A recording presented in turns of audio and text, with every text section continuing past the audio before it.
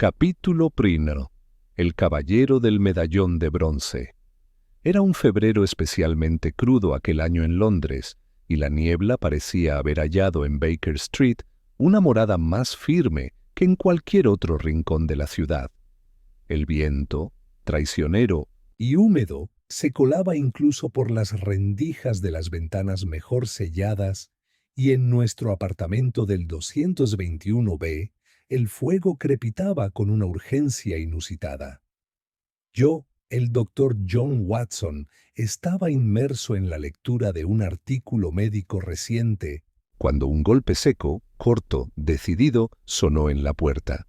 Holmes, que llevaba más de una hora reclinado en su butaca, los dedos entrelazados sobre el pecho y los ojos fijos en el techo con expresión ausente, no se movió.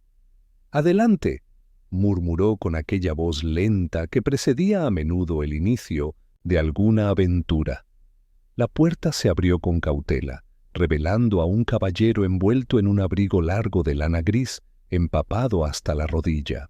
Su sombrero de ala redonda goteaba, y una bufanda escarlata mal anudada contrastaba con la palidez de su rostro.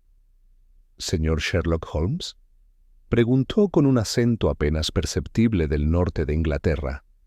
«El mismo. Y este es el doctor Watson. ¿Desea usted que hablemos en privado?» El visitante cerró la puerta con torpeza, como si sus manos estuvieran entumecidas por el frío. Se sentó en la silla que Holmes le indicó, sin soltar el maletín de cuero que llevaba. «Mi nombre es Aldous Pembroke. Vengo de York.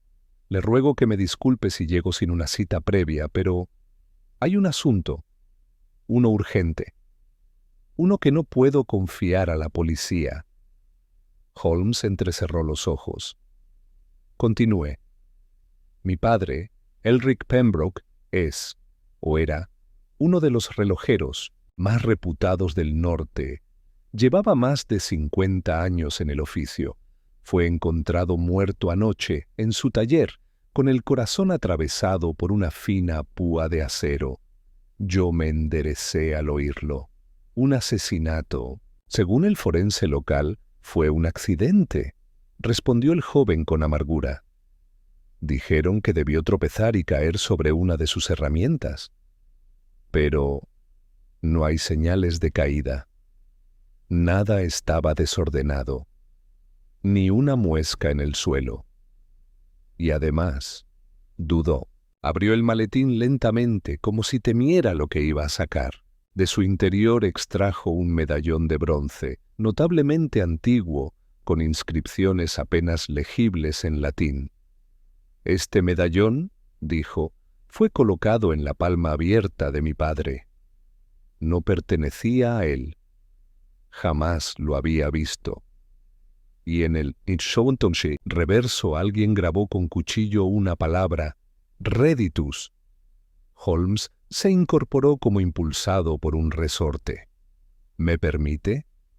Examinó el medallón bajo la luz del quinqué, girándolo entre sus dedos enguantados. «Extraordinario», susurró. «El bronce está desgastado por los años, pero no por el uso. Como si hubiese sido guardado durante décadas, y solo ahora vuelto a tocar. ¿Me permite una conjetura, señor Pembroke?». El joven asintió en silencio. «Usted no tuvo una buena relación con su padre». «Hace años que no lo veía, pero fue llamado de urgencia hace 3 días. Llegó a York justo antes de su muerte. El reencuentro fue tenso, quizá incluso doloroso». Rostro del joven se tornó ceniciento. «¿Cómo lo sabe?». «Por el nudo de su bufanda, el barro en los bajos de su abrigo, no de Londres, y los rastros de tinta roja en sus dedos. Carta reciente, escrita con pasión». «El medallón, sin embargo, es lo más revelador. Su padre le lo entregó a usted antes de morir, o quiso que lo encontrara. Una especie de legado o advertencia. Me llegó por correo», dijo el joven en voz baja. «Fechado hace 2 días. Firmado por mi padre. pero no contenía ninguna carta, solo el medallón envuelto en papel encerado. Holmes se giró hacia mí con una intensidad en la mirada que solo había visto en casos particularmente enrevesados. Watson, este asesinato, porque no cabe duda de que lo es, tiene raíces más profundas de lo que parecen. Un padre relojero muerto con precisión quirúrgica, un medallón olvidado, una palabra críptica en latín. ¿Qué significa reditus?, pregunté. Puede traducirse como el regreso, dijo Holmes con gravedad, o quizás la deuda pendiente. En ese momento, un trueno rugió en la distancia, como si la ciudad misma respondiera a aquella inquietante declaración. Holmes se levantó de un salto y cogió su abrigo. Señor Pembroke, empacaremos lo necesario. Partiremos hacia York esta misma noche. El reloj se ha puesto en marcha y no nos conviene perder ni un segundo. Capítulo 2. El taller del silencio. El tren nocturno a York se deslizó a través de los páramos oscuros, como una criatura herida que apenas susurraba al tocar los raíles. En el compartimento reservado, Holmes se hallaba sumido en un silencio, febril, con el medallón aún en la mano, girándolo cada tanto como si de un acertijo mecánico se tratara. El joven Pembroke dormía a intervalos cortos, con el rostro lívido apoyado contra el vidrio empañado. Por mi parte, luchaba contra el sopor, aunque el murmullo constante de las ruedas me hacía difícil mantener la concentración. ¿Sabes, Watson?, dijo Holmes de pronto, sin apartar la mirada del medallón. Hay algo profundamente antinatural en esta escena. Un artesano, hábil con herramientas delicadas, supuestamente muere por una torpeza con su propia creación.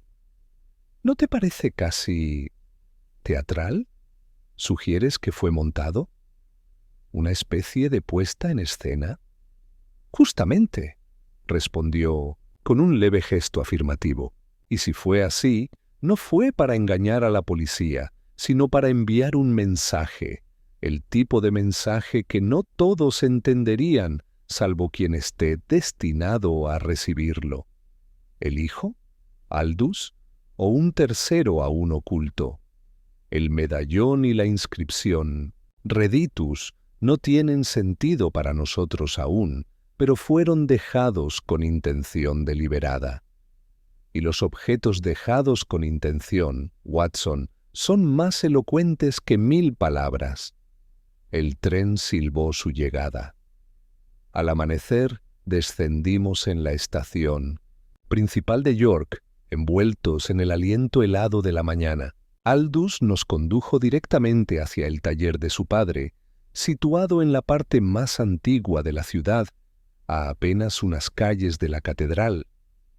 El edificio era estrecho, de ladrillo rojo y fachada austera, con un cartel colgante que aún rezaba Pembroke and Hijo, maestros relojeros. A primera vista parecía un lugar donde el tiempo mismo se había detenido. Holmes se detuvo frente a la puerta principal y observó los marcos de las ventanas, el umbral, el pomo. Nadie ha entrado ni salido desde que se cerró el lugar, murmuró. El polvo en el travesaño superior de la puerta sigue intacto. Curioso, dado que la policía debió haber revisado el lugar. Sellaron el taller tras concluir que fue accidente, explicó Aldous, sacando una llave temblorosa. Me dijeron que, dado que no había señales de lucha, no había crimen, la cerradura fue intacta, sin forzar. Entramos con pasos contenidos. El aire olía a aceite de maquinaria, metal frío y un leve rastro de algo más. Dulzón, casi imperceptible. Un reloj de péndulo en la pared marcaba las 6 con un clic seco, aunque nadie lo hubiese dado cuerda. El taller era meticuloso. Cada herramienta colgaba en su sitio exacto. tornillos clasificados por tamaño, ruedas dentadas acomodadas como si esperaran su destino, y al fondo la silla del maestro relojero, junto a una mesa de trabajo cubierta por una lámpara de aumento. Ahí, según Aldous, había sido encontrado su padre. Holmes avanzó sin una palabra. Rodeó la mesa con lentitud. Luego se agachó para observar el suelo de madera pulida. Después sacó una lupa de su abrigo y examinó el borde inferior de la silla. «Aquí, Watson», llamó, señalando una astilla diminuta. «¿Ves esto?» La madera ha sido raspada recientemente. Alguien movió esta silla tras el hecho, quizá para encuadrarla con el resto de la escena. Me acerqué. En efecto, una marca apenas visible evidenciaba que la silla había sido desplazada. ¿Pero con qué propósito? Y aquí, añadió Holmes, señalando una mancha tenue sobre la mesa, justo al lado de la lámpara. Un residuo oscuro, no sangre, pero tal vez cera. «Mi padre no trabajaba con cera», interrumpió Aldous confuso. «Todas sus piezas eran de metal, puro, sin ornamentos ni adhesivos de ese tipo». Holmes asintió, pensativo. «Entonces la pregunta es, ¿quién lo hizo?» Pasó a revisar una caja de herramientas cercana, levantando cada instrumento con reverencia silenciosa. Luego se detuvo en seco. Con una expresión gélida, sacó de la base del cajón una hoja de papel arrugada. La desplegó lentamente. Era un viejo recibo fechado en 1879, mucho antes de que el joven Aldous naciera. En él se leía «Reloj de bolsillo, restaurado, caja rota sustituida. Encargo R. Pembroke. Entregado en mano. Cliente WTC. Watson», dijo Holmes. «Hemos hallado algo aún más antiguo que el medallón. Una conexión de décadas atrás. Y este nombre, WTC, podría ser la clave que abra la cerradura de este misterio. ¿Qué significa?», pregunté. Holmes dobló el papel con sumo cuidado y lo guardó en su bolsillo. «Significa que el pasado de Elric Pembroke no está muerto. Ha regresado. Y quizá, como todo mecanismo mal calibrado, está a punto de estallar».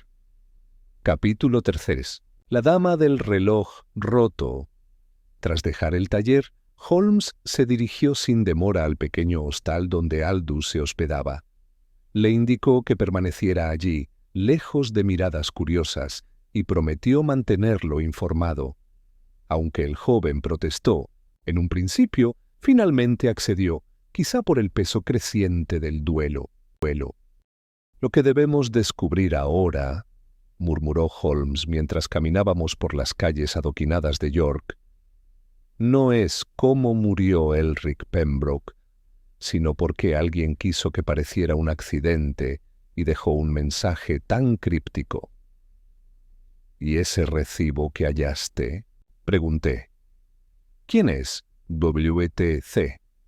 «Esa, mi querido Watson, es nuestra siguiente parada».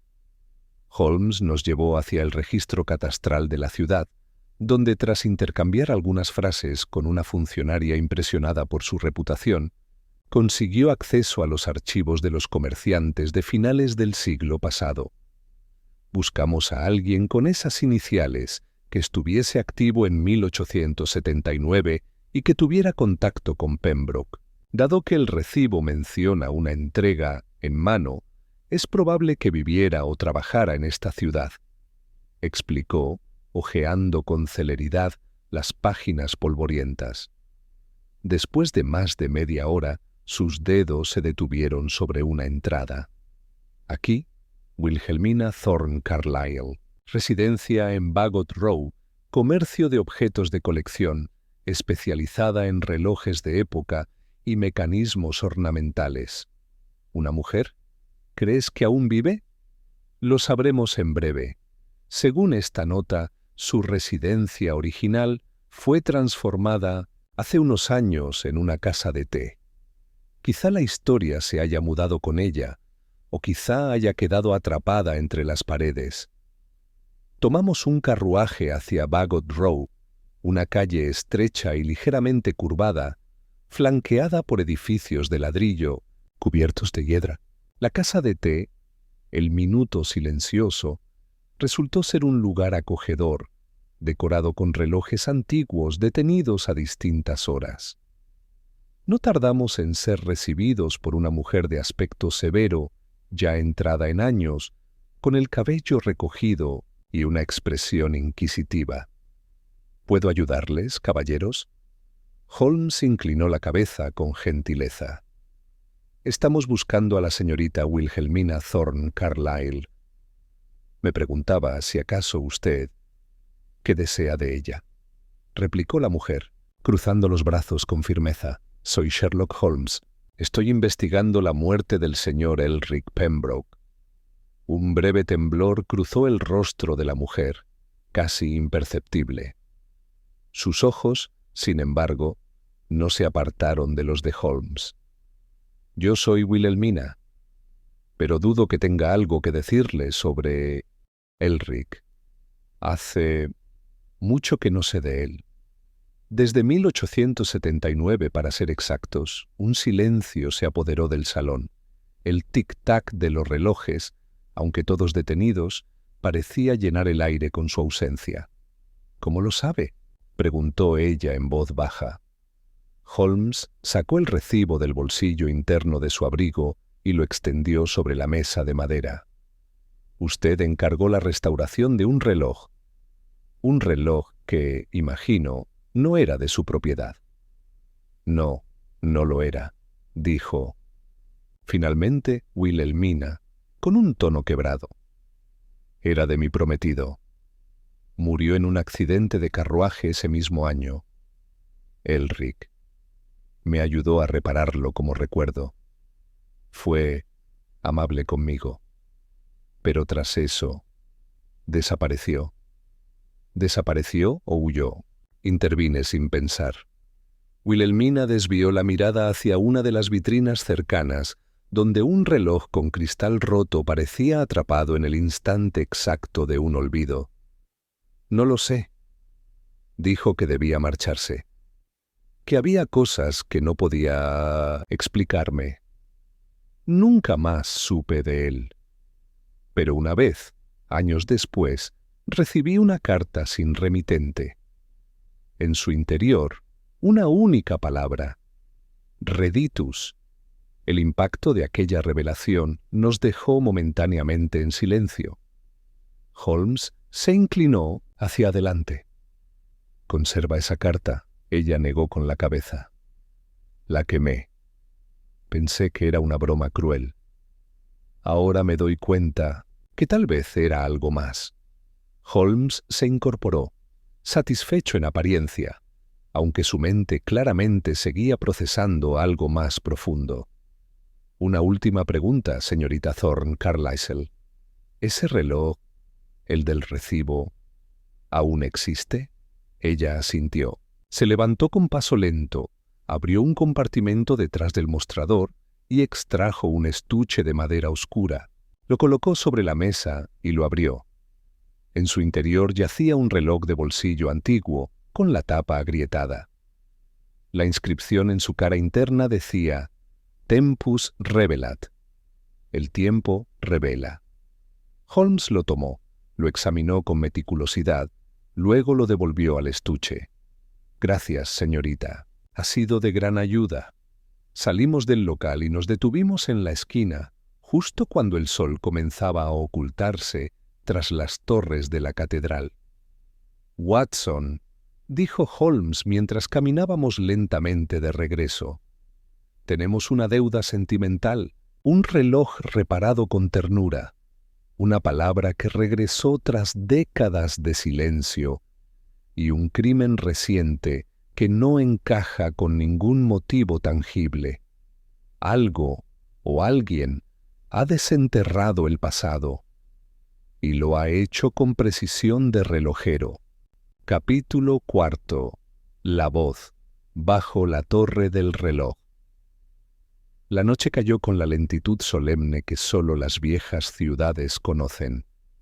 York, con sus calles estrechas y sombras en cada rincón, parecía murmurar historias antiguas a quienes sabían escuchar. Caminábamos en silencio de regreso al hostal, cada uno absorto en sus pensamientos.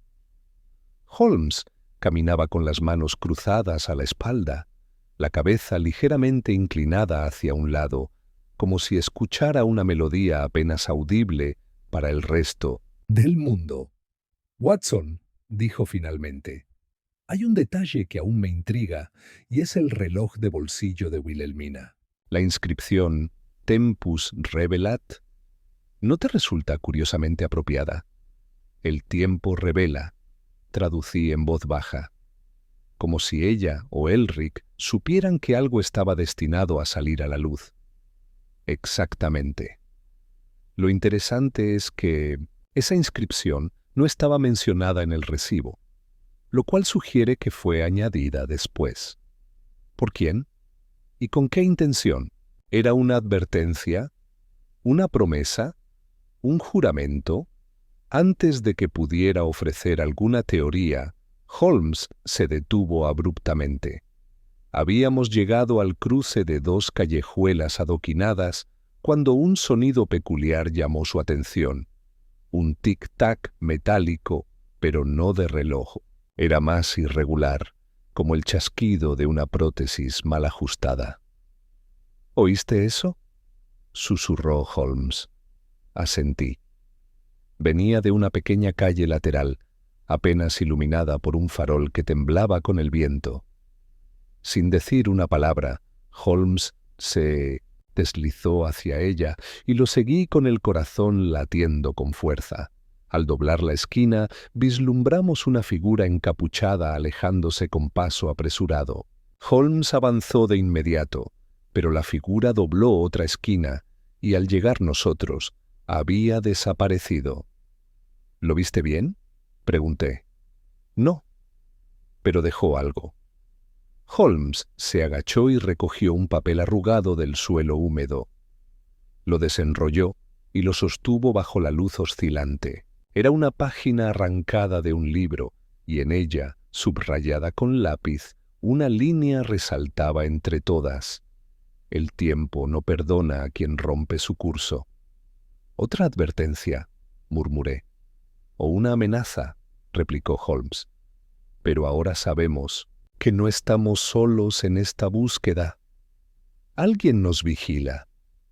Alguien que no desea que descubramos la verdad tras la muerte del relojero». Al llegar al hostal, encontramos a Aldous sentado junto a la ventana, con el rostro demacrado por la falta de sueño. «¿Han averiguado algo?», preguntó con ansiedad apenas contenida. Holmes se sentó frente a él y apoyó los codos sobre la mesa. «Dígame, señor Pembroke, ¿su padre le hablaba de su juventud? ¿De su vida antes de casarse? ¿Mencionó alguna vez un amor perdido o una tragedia no resuelta?» Aldous parpadeó desconcertado. «No mucho, era reservado. Pero recuerdo que, cuando yo era niño, mi madre solía hablar de una mujer. Decía que mi padre la había amado antes de conocerla, que hubo un pacto de silencio». «¿Un pacto?». «Sí», dijo, frotándose la frente. «Que había cosas que nunca debían decirse. Nunca supe más. Pensé que eran habladurías de pareja. Pero ahora», Holmes se incorporó lentamente, «ahora tenemos más piezas sobre la mesa. Una historia de amor rota, un reloj restaurado con devoción, una inscripción enigmática, un crimen cometido con precisión quirúrgica, y un visitante encapuchado que deja advertencias poéticas bajo la luz de faroles moribundos». Aldous parecía palidecer con cada palabra. «¿Cree usted que mi padre fue asesinado por algo que hizo en el pasado?». Holmes asintió con gravedad. «No me cabe duda. Pero no estamos ante una simple venganza. estamos ante algo más elaborado. Un juego, quizá. Un rompecabezas que alguien dejó sin resolver durante años, esperando a que el tiempo lo despertara. En ese instante, llamaron a la puerta. El portero del hostal asomó la cabeza, nervioso. «Disculpen, caballeros. Un agente de policía desea hablar con ustedes. Dice que es asunto urgente». «¿Un agente? ¿A estas horas?», pregunté, sorprendido. «Dice que es sobre el señor Pembroke», añadió el portero. El viejo Holmes intercambió una mirada rápida conmigo, luego se dirigió hacia la entrada. Un hombre corpulento con impermeable negro y rostro sombrío esperaba bajo el umbral. Llevaba una placa identificatoria que decía «Sargento Edgar Morelli, Policía de York». «Caballeros», saludó con una voz grave. «Me temo que ha surgido algo nuevo. Esta noche, en el cementerio de St. Olave, alguien profanó la tumba de Elric. Pembroke Aldous se puso de pie de un salto». «¿Qué ha dicho?». La lápida fue movida. No abrieron el ataúd, pero colocaron un objeto justo encima de la tumba. Un reloj. Un reloj detenido a las 2:37 en punto. Holmes cerró los ojos brevemente. Luego los abrió con renovada intensidad, y ahora el tiempo nos habla directamente. Capítulo 5. El reloj de las 2:37. La bruma de la madrugada envolvía el cementerio de St. Olave como una mortaja viviente. Bajo la luz mortecina de la luna, las lápidas parecían vigías de un pasado que se negaba a dormir. Caminábamos en minucioso silencio, flanqueados por el sargento Morelli, quien sostenía una linterna temblorosa que iluminaba brevemente cada nombre cincelado antes de sumirse de nuevo en las sombras. «¿Quién descubrió la alteración?», preguntó Holmes mientras avanzábamos por el sendero de grava. «El cuidador», respondió Morelli en voz baja. Llegó esta mañana para su ronda habitual y notó que algo no encajaba. La tierra no fue removida, pero la lápida estaba desplazada, y este reloj estaba sobre ella, bien centrado. Nadie vio ni oyó nada. El reloj descansaba ahora sobre un pañuelo blanco, dispuesto con suma delicadeza sobre la lápida de Elric Pembroke. Era un modelo de bolsillo, antiguo pero funcional, con una cadena corta de bronce gastado. La tapa estaba abierta, revelando manecillas negras y una esfera blanca con grietas finas. La hora, 2:37. Inmóvil. Holmes no tocó el reloj de inmediato. Lo observó desde distintos ángulos, luego se inclinó hasta estar a su altura y sacó su lupa. Examinó el borde de la tapa, luego el mecanismo expuesto. «No hay polvo, ni huellas evidentes», murmuró. «Pero este reloj no es cualquiera. Fíjate, Watson, los números romanos están grabados a mano. Y aquí», señaló la parte interna de la tapa.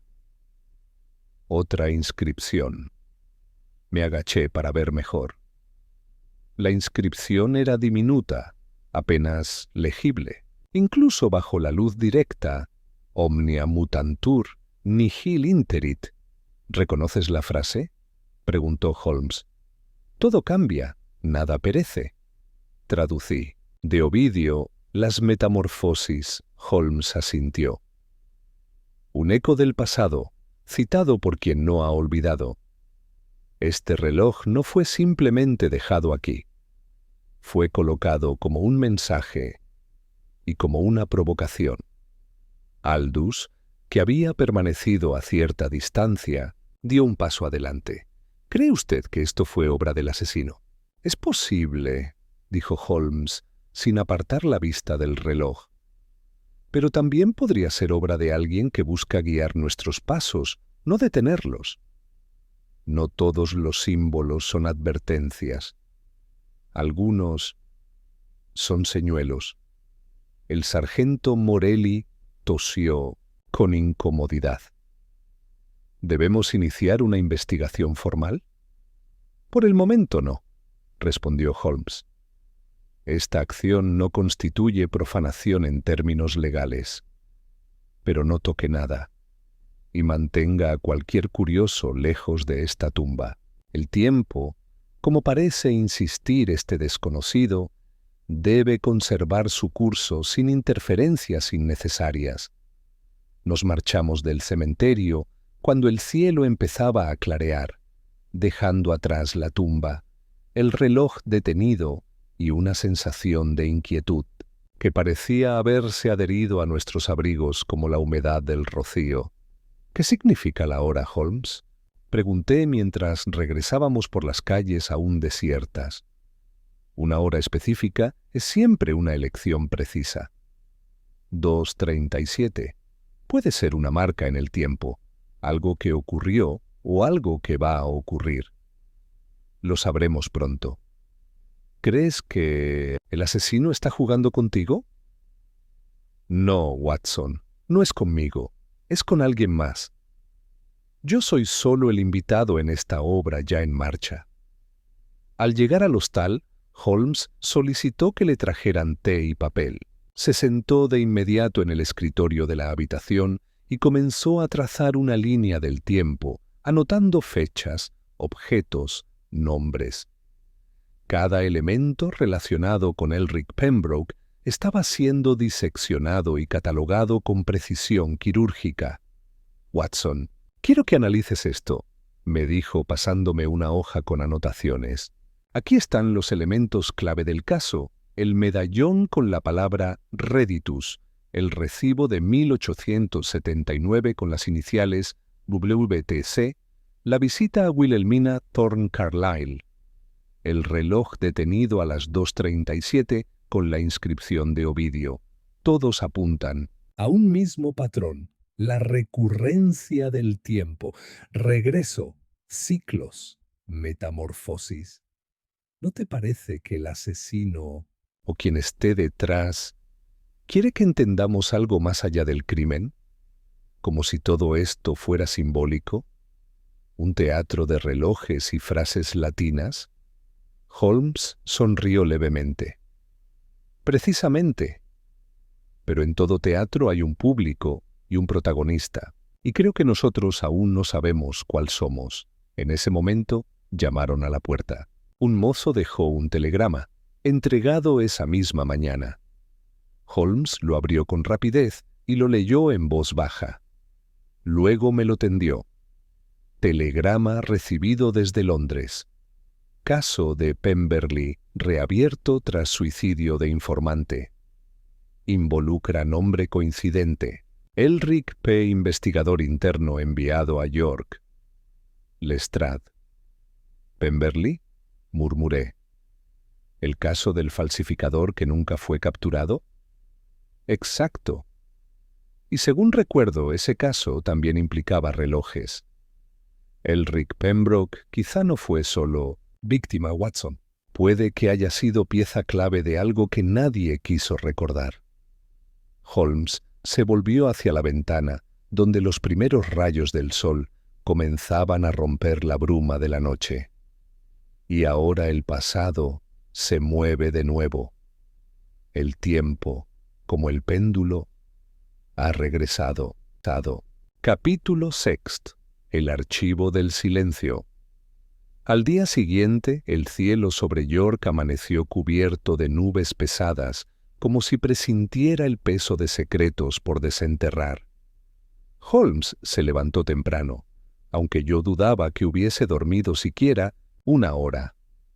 Pasó la mayor parte de la madrugada ante su tablero improvisado, haciendo y deshaciendo conexiones entre los elementos del caso como un ajedrecista que ensaya una partida sin ver el tablero completo.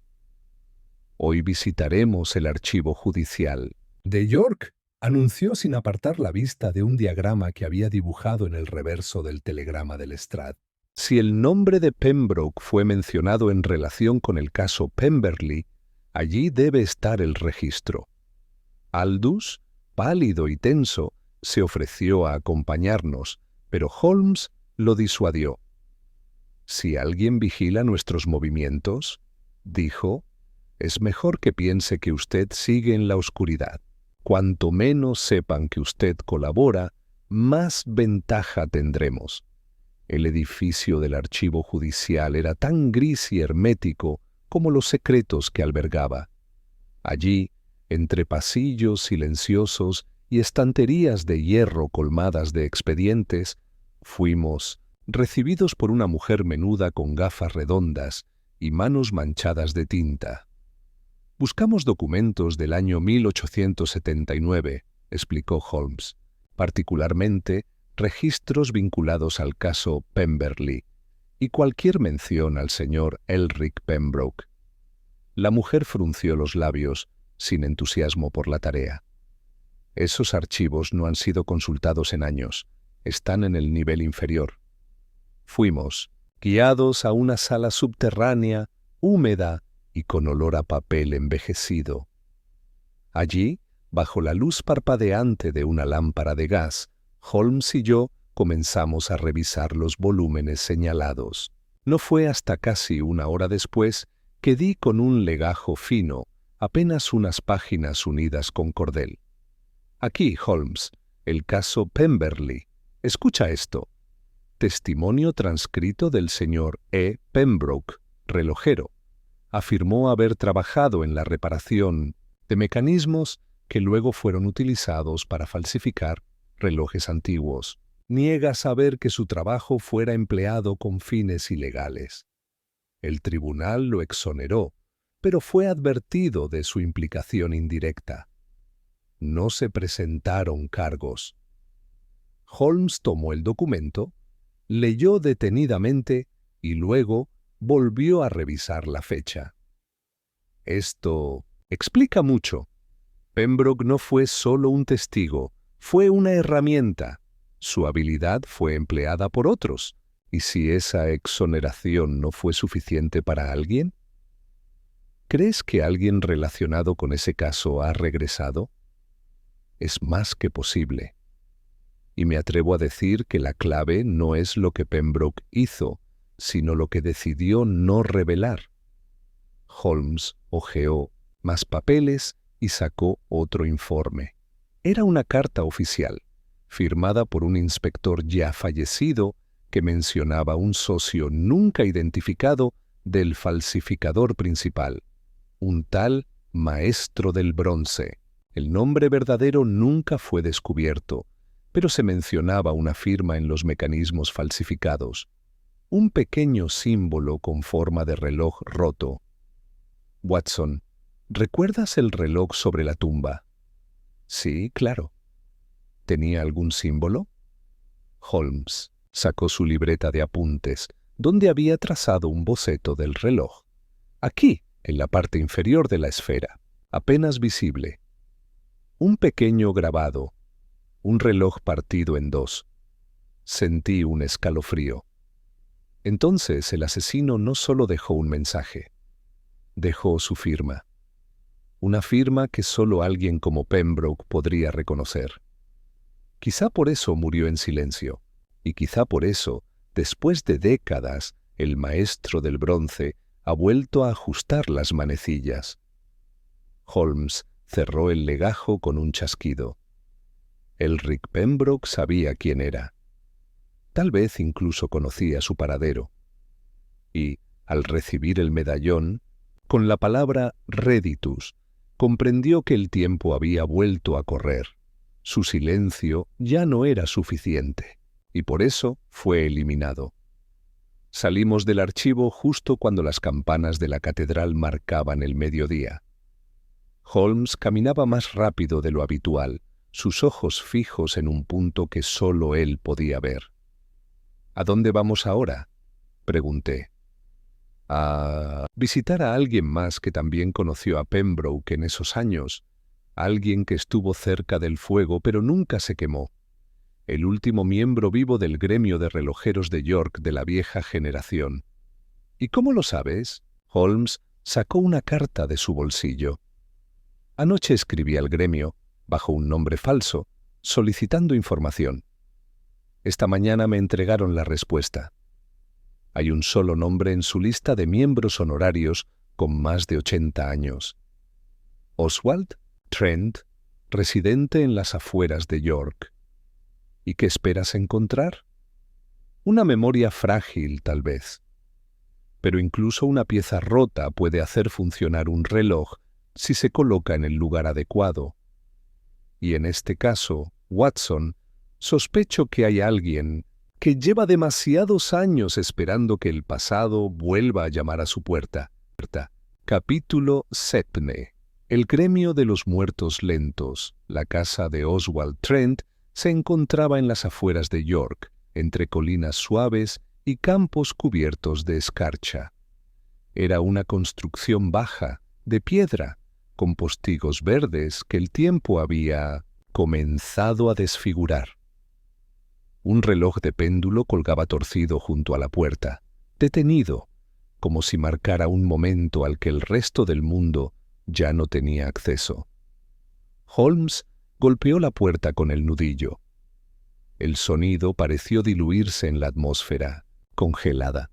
Tardó un largo minuto en abrirse.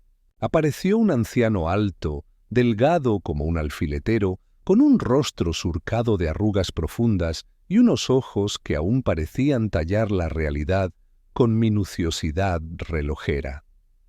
¿Oswald Trent?, preguntó Holmes. Lo que queda de él, respondió, con una voz rasposa pero firme. ¿Ustedes son los del gremio? Holmes sonrió con gentileza. No exactamente.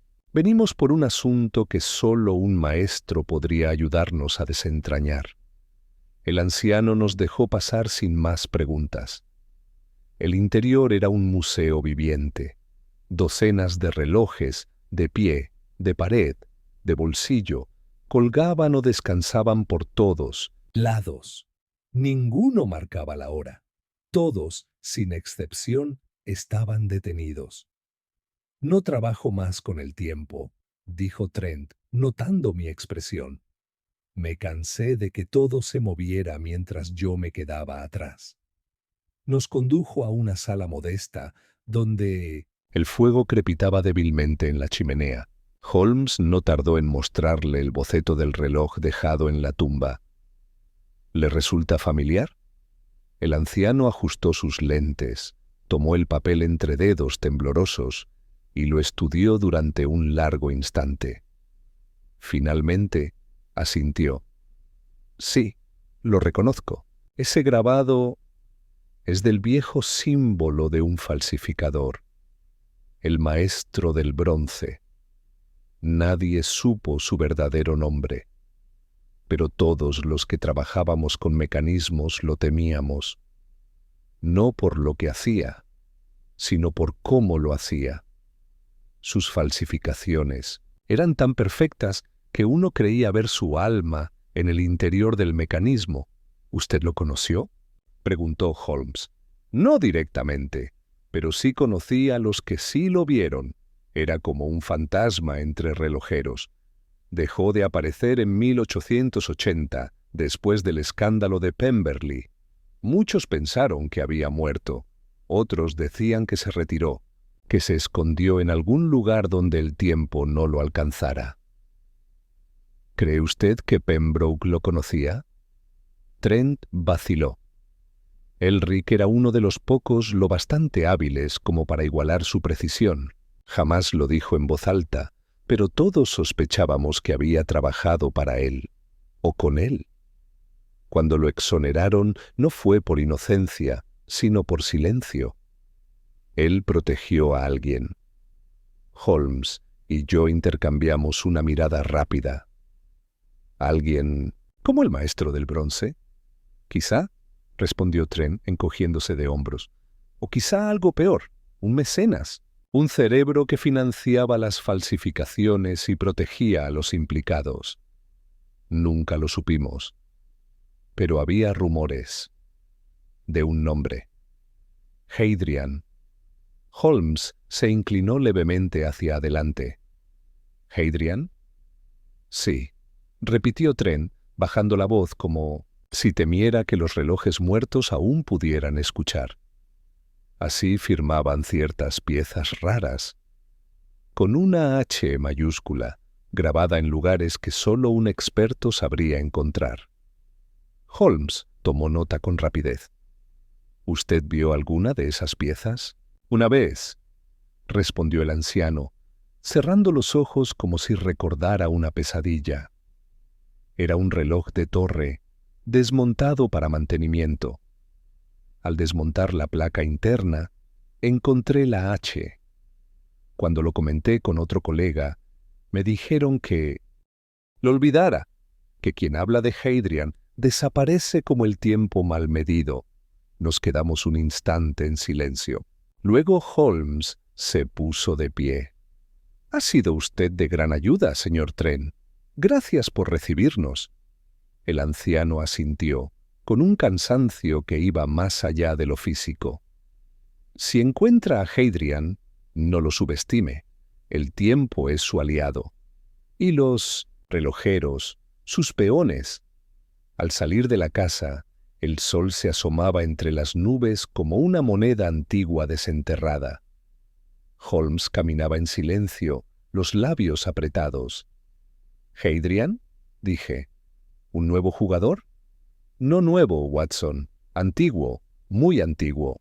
Tanto que quizás Elric Pembroke le debía más que su silencio. Quizá le debía su vida. ¿Y si Hadrian sigue vivo?» Holmes miró hacia el horizonte. «Entonces no estamos persiguiendo a un asesino, sino a un arquitecto, al verdadero maestro del tiempo. Y cada segundo que pasa, juega en su favor». Capítulo 8. Las agujas del Club Delphinium. A nuestro regreso a York, la ciudad parecía haber cambiado sutilmente, como si algo invisible se hubiera desplazado mientras estábamos fuera. La bruma era más espesa, los pasos en las calles más veloces, y hasta los relojes públicos, dispersos en plazas y esquinas, parecían marcarnos con una puntualidad más severa. Holmes no hablaba, pero su mente bullía. Lo conocía lo suficiente como para saber que cada frase del anciano Trent aún giraba dentro de su cabeza como engranajes en tensión. Ya de vuelta en el hostal, mientras Aldous dormía en la habitación contigua, Holmes y yo compartimos un té tardío. El fuego chisporroteaba débilmente, lanzando sombras inquietas contra las paredes.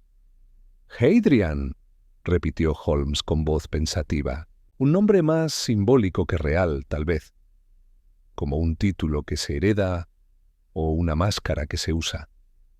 «¿Crees que sigue vivo?», pregunté, sabiendo de antemano que Holmes nunca hacía conjeturas sin base. «No puedo asegurarlo, pero si su influencia aún se deja sentir, en relojes marcados, en cadáveres con medallones, en relojes detenidos sobre tumbas, entonces Hadrian está vivo, al menos en el juego, y ahora nosotros estamos en su tablero». Me levanté, inquieto. «¿Cuál es nuestro siguiente movimiento?». Holmes se puso en pie y sacó una hoja doblada de su chaqueta. «Mientras tú dormías en el carruaje», dijo con una sonrisa que apenas insinuaba satisfacción, «hice una consulta a un contacto en Scotland Yard, un viejo amigo archivista. Le pregunté si alguna vez se registró el nombre Hadrian vinculado a cualquier asociación, institución o círculo cerrado en Londres o York durante las últimas décadas. Y recibí una respuesta por telegrama mientras subíamos al tren. En 1880 se registró en York la fundación de un club privado de intelectuales y artesanos llamado Club Delphinium. Uno de sus primeros benefactores firmó como Hadrian H. Jamás asistió en persona. Su correspondencia llegaba a través de un intermediario anónimo, pero pagaba generosamente por la entrada de nuevos miembros, todos hombres de talento inusual. Relojeros, grabadores, criptógrafos. ¿Crees que Elric Pembroke fue uno de ellos? Eso espero confirmar. El club aún existe, aunque muy transformado. Hoy es más bien un salón de lectura exclusivo, con pocos miembros activos y reglas estrictas de admisión. Pero si Hadrian dejó un eco en algún sitio físico, ese lugar es el Delphinium. Al día siguiente, nos presentamos a las puertas del club, situado en una calle discreta, cerca de la Biblioteca Central de York. El edificio era de estilo neoclásico, con columnas delgadas y puertas dobles de roble oscuro. Un pequeño letrero dorado rezaba simplemente «Delphinium». Holmes entregó su tarjeta a un mayordomo de edad avanzada que apenas la hojeó antes de entornar una ceja. «No somos una institución abierta al público, señor Holmes. No busco unirme», respondió Holmes amablemente. «Solo información sobre antiguos benefactores, especialmente sobre uno llamado Hadrian H. el mayordomo». No pestañeó, pero el leve movimiento de su mano al ajustar la solapa traicionó su incomodidad. «Acompáñenme», dijo tras una pausa. «El señor Bourne podría recibirlos unos minutos». Nos condujo a una sala alfombrada con gusto, donde los muros estaban cubiertos por estanterías repletas de volúmenes encuadernados en cuero. Un fuego tenue crepitaba al fondo, y frente a él, en un sillón de respaldo alto, se encontraba un caballero enjuto con barba recortada y lentes redondos. «Señor Holmes», dijo sin levantarse, «soy Nathaniel Bourne, actual secretario del Institution Delphinium. Entiendo que desea hablar de uno de nuestros fundadores. ¿Qué asunto lo trae?» «Una muerte», respondió Holmes con serenidad. «Un relojero que murió en circunstancias sospechosas, y un nombre que apareció junto a él. ¿Hadrian?» El rostro de Bourne no mostró emoción, pero sus dedos se crisparon ligeramente sobre el apoyabrazos. Hadrian no era un nombre, era un patrocinador, nunca fue más que una firma. Pudo haber sido cualquiera, o alguien que usó ese anonimato para proteger un círculo más cerrado, añadí, uno que, tal vez, conocía los secretos de sus miembros. Bourne alzó la vista, esta vez con visible interés. ¿Está sugiriendo que el Delphinium guarda secretos de crímenes? No lo afirmo, dijo Holmes. Pero si Hadrian protegía a los suyos, también podía castigarlos. Y ahora, tras décadas, algunos miembros antiguos están muriendo o desapareciendo. El silencio que siguió fue espeso. Finalmente, Bourne se puso de pie. Caminó hasta una vitrina al fondo de la sala y de ella extrajo un libro grueso cubierto por una tela azul envejecida. Este es el libro de registro del club. Muy pocos lo han visto, y menos aún han comprendido su peso. Lo abrió con delicadeza y pasó varias páginas hasta llegar a una donde un nombre estaba subrayado en tinta desvaída. Elric Pembroke, admitido en 1879. Patrocinador, H.H. Entonces, dije en voz baja, Elric sí conoció a Hadrian. Bourne asintió, con expresión sombría. Y si Hadrian ha regresado, temo que no todos saldremos ilesos. Capítulo 9. El ecosistema de las máquinas invisibles. Salimos del Club Delphinium con más preguntas que respuestas. La revelación de la membresía de Elric Pembroke confirmó que su vínculo con Hadrian era real, profundo y más antiguo de lo que Aldous jamás habría imaginado. Sin embargo, lo que aún se desdibujaba ante nosotros, era el propósito. ¿Qué papel jugaba ese club? ¿Por qué alguien habría de asesinar a un anciano que ya no representaba amenaza alguna? Holmes caminaba en silencio, con el rostro ligeramente inclinado hacia el suelo, los ojos semicerrados como si sus pensamientos fueran más densos que la niebla que nos envolvía. Yo lo seguía en silencio, sin interrumpir la maquinaria de su mente. Sabía por experiencia que ese silencio era fértil. Finalmente, al llegar a una pequeña plaza vacía, Holmes se detuvo. «Watson», dijo sin girarse, «¿qué es una máquina sin energía?» «Un conjunto de piezas muertas», respondí automáticamente. «¿Y qué es una sociedad secreta sin causa?» «Un eco vacío. Una estructura sin alma». Holmes se volvió hacia mí con una chispa en los ojos. «Exactamente. Pero el Club Delphinium no parece estar muerto. Sigue en pie. Sus miembros, aunque pocos, se aferran a su historia. Protegen su libro de registros como si fuese una reliquia sagrada. ¿Por qué mantenerlo en vida? Si su propósito original ¿Ya no existe? ¿Insinúas que su causa aún sigue activa? ¿O que ha mutado?, dijo. Como las ideas que viajan por generaciones, desfigurándose hasta volverse irreconocibles. Fuimos directo al hostal. Aldous estaba despierto, con el rostro tenso, como quien presiente un desastre antes de escucharlo nombrar. ¿Han descubierto algo?, preguntó apenas entramos. Holmes le entregó el nombre sin rodeos. Hadrian. Ese era el benefactor que apadrinó a su padre para ingresar en un círculo muy exclusivo, el Club Delphinium. Su padre no solo era miembro, fue uno de los primeros admitidos.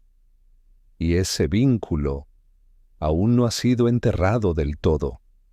Aldous se llevó una mano al pecho, como si el peso del nombre golpeara más que cualquier revelación anterior. ¿Qué querían de él? Lo que quieren de todo hombre con manos precisas y ojos que no preguntan, respondió Holmes. Construir sin saber, reparar sin juzgar. Un relojero no siempre sabe qué hora está marcando el reloj que construye. Su padre, en algún momento, supo demasiado.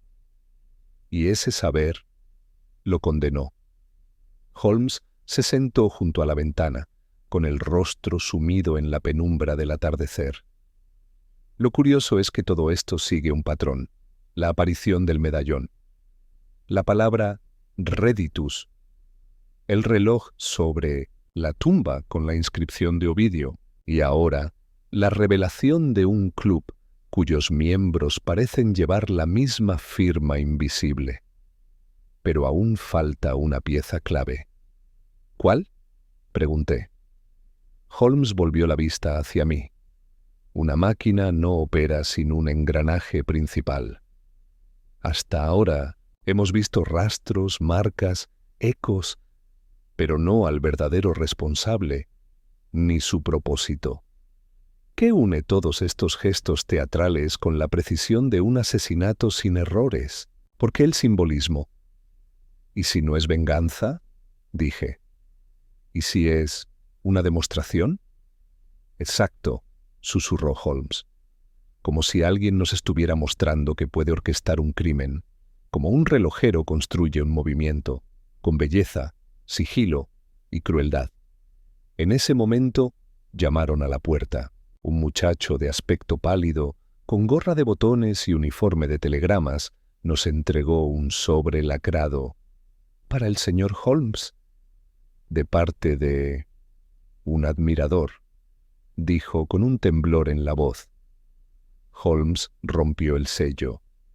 Dentro había una hoja pequeña, doblada 2 veces. La desplegó lentamente y los 3 nos inclinamos para leer. El tiempo solo revela a quienes tienen paciencia. El siguiente reloj detendrá algo más que manecillas. Estación Norte, 8:13. ¿Qué significa? ¿Es tú? Dijo Aldous alarmado. Holmes se puso de pie con brusquedad. Su rostro había perdido toda expresión. Significa que el asesino acaba de cambiar las reglas. ¿Vas a ir? Pregunté, ya sabiendo la respuesta. No solo voy a ir, Watson. Voy a esperar. Quienquiera que haya escrito esto no quiere simplemente matar, quiere que lo veamos, como si cada muerte fuera una obra mecánica, como si no asesinara personas, sino símbolos. Aldous parecía a punto de colapsar. ¿Y si es una trampa? Lo será, afirmó Holmes. Pero incluso las trampas revelan la forma del cazador. Nos dirigimos a la estación al caer la noche, envueltos por un viento que parecía llevar consigo los susurros de cada reloj detenido que habíamos visto desde nuestra llegada. La estación norte, normalmente adormecida a esas horas, parecía aún más desierta de lo habitual. Ningún tren llegaba. Ninguna campana sonaba. Holmes consultó su reloj. Eran las 8:10. 3 minutos, dijo mirando el andén. 3 minutos para que alguien detenga algo más que el tiempo. Capítulo 10. El andén, donde nadie llegó. A las 8:12 en punto, el reloj de la estación norte dio un único golpe seco, como si advirtiera que el tiempo estaba a punto de escindirse. Las campanas no repicaron. No hubo movimiento alguno, salvo un leve crujido de madera al fondo del andén 3, donde el techo de hierro forjado se arqueaba sobre bancos desiertos. Holmes caminaba delante de mí con pasos calculados. Yo lo seguía, los ojos atentos a cada sombra, cada figura que pudiera surgir del vapor que aún flotaba desde las vías, reminiscencia de trenes que habían partido hace horas. «No hay nadie», murmuré. Si esto era una amenaza, parece más teatral que efectiva. Eso es precisamente lo que lo hace peligroso, replicó Holmes sin girarse. Una amenaza visible puede ser esquivada. Una que no sabes si ha comenzado es la más perfecta de las trampas. Aldous, que había insistido en acompañarnos, se mantenía unos pasos detrás, mirando en todas direcciones con la expresión del hombre que espera ver un espectro. Holmes alzó la vista hacia el reloj de la estación. La manecilla de los minutos se acercaba a su destino final. Las 8:13. Ahora, dijo en voz baja. Nada ocurrió. No un sonido, no un grito, no una explosión. Solo silencio. ¿Acaso fue una farsa? Pregunté. No, dijo Holmes, y de pronto echó a andar hacia una caseta de equipajes. No fue una advertencia. Fue una declaración. Empujó la puerta lateral que no estaba cerrada con llave. Dentro, una tenue lámpara colgaba del techo. Y allí, sobre el banco central de madera, yacía un objeto cubierto con una tela negra. Holmes se acercó con cautela. Retiró la tela, un reloj, de sobremesa, antiguo. El segundero aún vibraba ligeramente, como si se resistiera a detenerse. Pero no era lo único. Junto al reloj, doblado con precisión milimétrica, un pañuelo blanco, y sobre él, una mano humana. Me aparté instintivamente, sintiendo cómo la sangre me descendía del rostro. Dios mío. Aldous se cubrió la boca con una mano. Holmes, en cambio, permanecía inmóvil, observando la escena con una intensidad escalofriante. «No hay sangre», dijo finalmente. «Ha sido amputada con precisión quirúrgica, reciente. Vean el borde del hueso, y sobre todo», señaló el dorso de la mano, «un tatuaje». Nos acercamos. Era una H minúscula, grabada junto al hueso del pulgar, como si hubiese sido hecha hace años y olvidada hasta hoy. —¿Hadrian? —susurré. —No necesariamente —respondió Holmes—, pero sin duda alguien que llevaba su marca, alguien que ya no necesita esa mano, o tal vez alguien que fue castigado. —¿Por qué dejarla aquí? —preguntó Aldous con voz quebrada. —¿Qué sentido tiene todo esto? Holmes se volvió hacia él con una expresión grave. Lo mismo que todos los objetos que hemos encontrado. El medallón, el reloj detenido, el recibo, la inscripción. Son mensajes. No para el público. No para Scotland Yard. Son para nosotros. Para ti, Aldous. Para mí, Elric Pembroke no murió al azar. Fue el primero de una cadena. Tú eres su legado. Y Hadrian, o quien use ese nombre, quiere que observes, que comprendas. Estás siendo preparado para algo. ¿Qué insinúa, señor Holmes? ¿Qué quieren de mí? Holmes bajó la mirada al reloj. El segundero, finalmente, se detuvo. Eran exactamente las 8:13. Quieren que continúes lo que tu padre dejó incompleto, o que lo destruyas. El sonido de un tren lejano rompió el silencio, pero no era de la estación norte, provenía de otro lado, como si el mundo, ajeno a todo, siguiera moviéndose. Holmes cubrió la mano con el pañuelo y examinó los bordes del banco. Bajo la tabla encontró un trozo de papel cuidadosamente escondido con un alfiler oxidado. Lo abrió y leyó en voz alta. Todo maestro entrena a su sucesor. El tiempo no muere, cambia de forma. Guardó el papel en su abrigo y cerró el reloj con un clic firme. Esto no es una investigación cualquiera, Watson, dijo, mientras salíamos de la caseta. Esto es una iniciación. ¿A qué? Holmes no respondió de inmediato.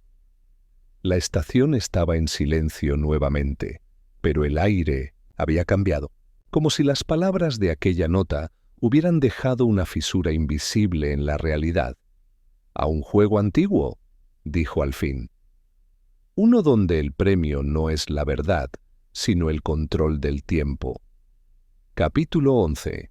Las instrucciones del reloj. Invisible. A la mañana siguiente, la ciudad parecía distinta. No en apariencia. Los adoquines seguían húmedos, las chimeneas humeaban como siempre, y el aire conservaba ese aroma a hierro y hollín tan propio de York. Pero sí en atmósfera. Habíamos cruzado una línea invisible, y el mundo, aunque idéntico en su forma, ya no se sentía confiable. Holmes pasó la noche entera sin dormir.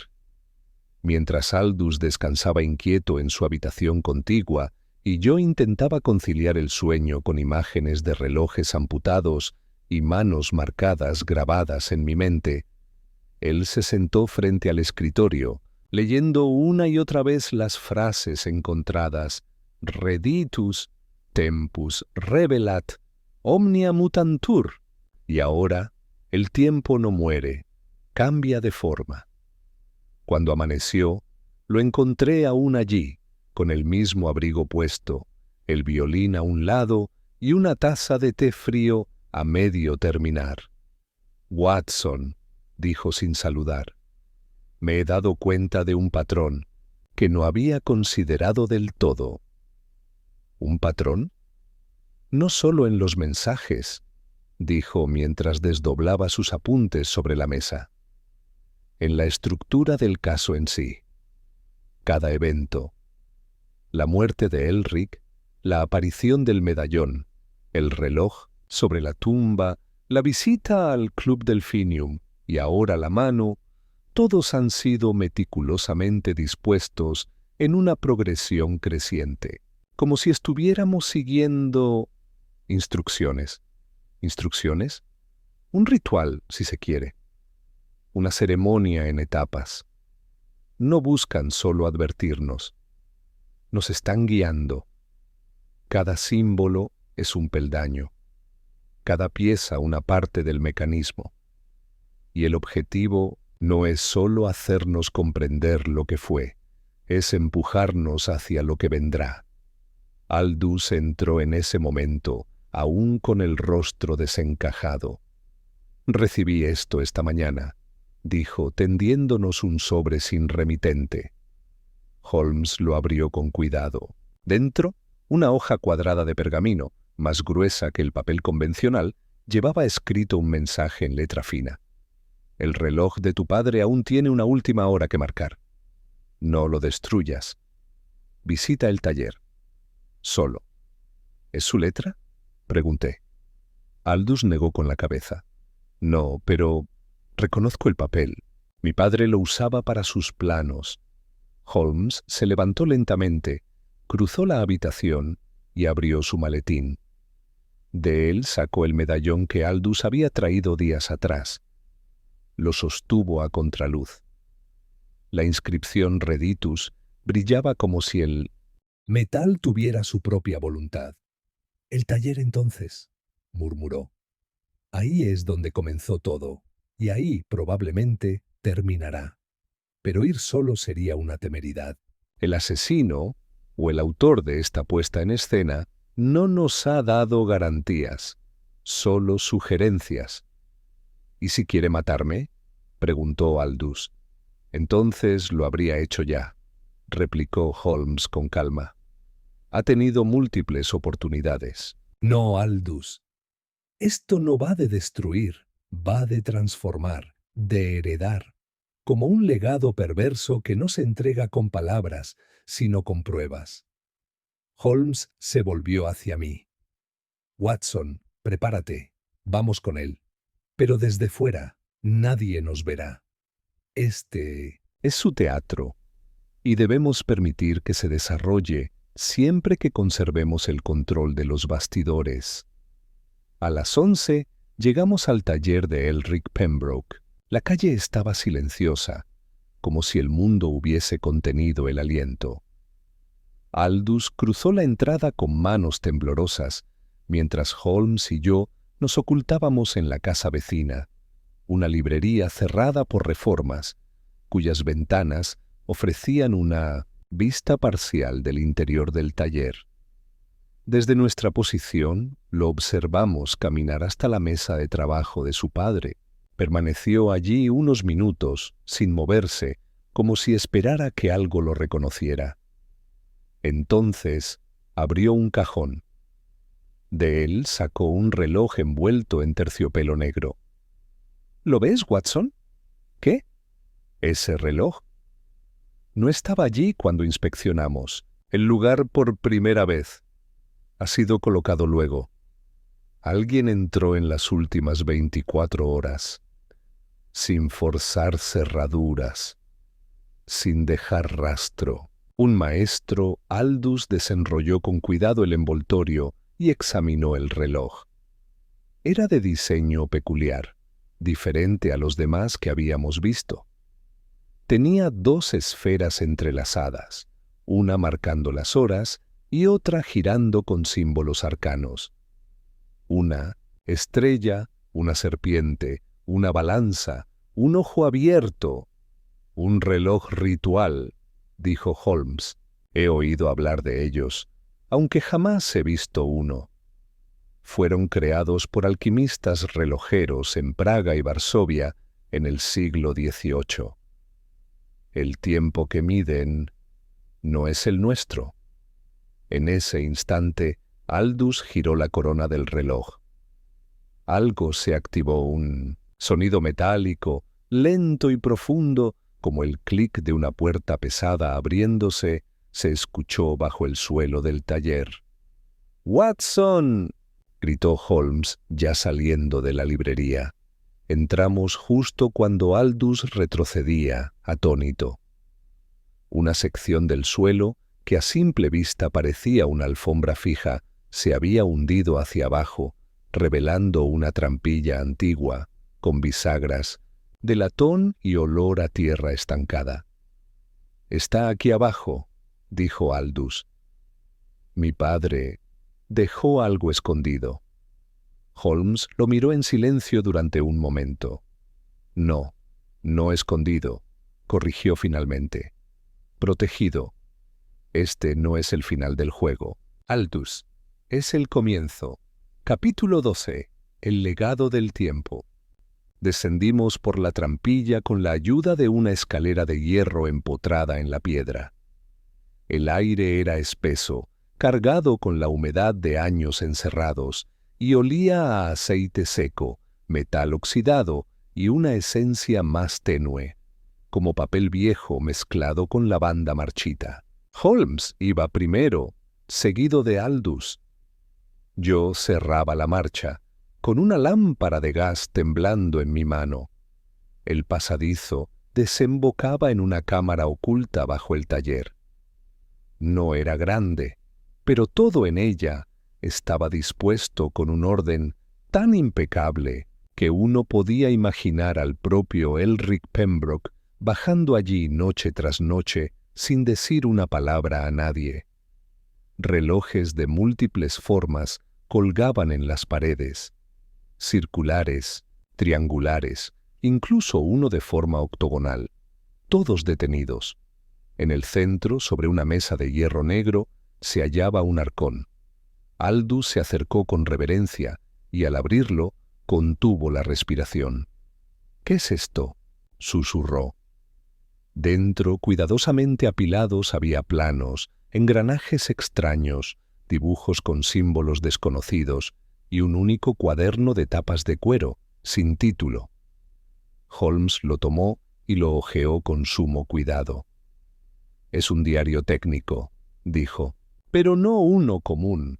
Mira esto, Watson». Pasó las páginas rápidamente, mostrando anotaciones de fórmulas, esquemas de relojería compleja y, en medio, fragmentos en latín y alemán antiguo.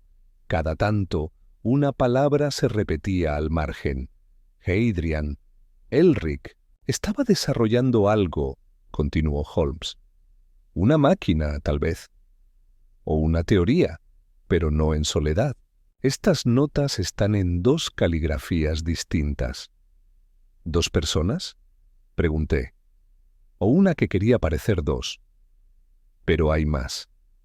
Holmes sacó del fondo del arcón un objeto cubierto con un paño de terciopelo rojo. Al retirarlo, reveló una esfera metálica compuesta por anillos móviles. En su base, una inscripción: «Última hora». Quien la lea comprende, quien la entienda decide. «¿Qué demonios es eso?», dije sin poder ocultar mi desconcierto. Holmes giró lentamente la esfera. Sus anillos comenzaron a moverse con un clic mecánico tan preciso que cada segundo parecía medido por voluntad propia. Entonces se detuvo. En el centro, una pequeña abertura dejó ver el rostro de un reloj interior. La hora marcada era 12 de festo, y allí Holmes lo entendió todo. «No era un arma», murmuró. «Era una advertencia. Una representación. Esto es, el corazón del juego de Hadrian. Una alegoría de control. Esta máquina está diseñada para marcar un momento que no es del tiempo común, sino del tiempo moral. El momento de elegir». «¿Elegir qué?», preguntó Aldous, tenso. Holmes lo miró con gravedad. Elric fue uno de los pocos que accedió a los diseños originales de Hadrian. Pero se rebeló. Ocultó esto. Guardó el conocimiento. Y dejó las piezas para que alguien más, tú, decidiera qué hacer con ello. Quien lo comprenda puede reconstruir lo que Hadrian comenzó, o destruirlo para siempre. Aldous bajó la mirada hacia la esfera. Sus dedos temblaban. «No sé qué hacer». «Eso es precisamente lo que la máquina...» «Exige», dijo Holmes con suavidad. No decisiones impulsivas, no venganza, comprensión. El poder de decidir no debería estar en las manos de quien quiere controlar el tiempo, sino en quien comprende su peso. Aldous cerró los ojos. Luego, con manos firmes, volvió a cubrir la esfera y colocó todo dentro del arcón. Mi padre murió protegiendo esto. No lo usó. No lo vendió. No lo compartió. Lo guardó. Y eso haré yo también. Holmes asintió. La última hora no ha sonado aún. Pero ahora al menos no será utilizada como arma. De regreso al exterior, el aire parecía distinto. Más frío, pero también más limpio. El taller ya no era una guarida de secretos, sino un lugar donde se había hecho lo correcto. A la tarde siguiente, Holmes y yo abordamos el tren de regreso a Londres. Aldous se quedó en York, decidido a cerrar el taller y donar parte de los relojes a un museo local. De Hadrian no volvió a hablarse. ¿Crees que está muerto?, le pregunté a Holmes mientras el tren avanzaba. No. Hadrian es más que un hombre. Es una idea. Un diseño mental. Una fórmula de poder que encuentra discípulos cada siglo. Pero mientras alguien como Elric, y ahora su hijo, se nieguen a ceder, esa idea seguirá encerrada. ¿Y si alguien más encuentra las piezas?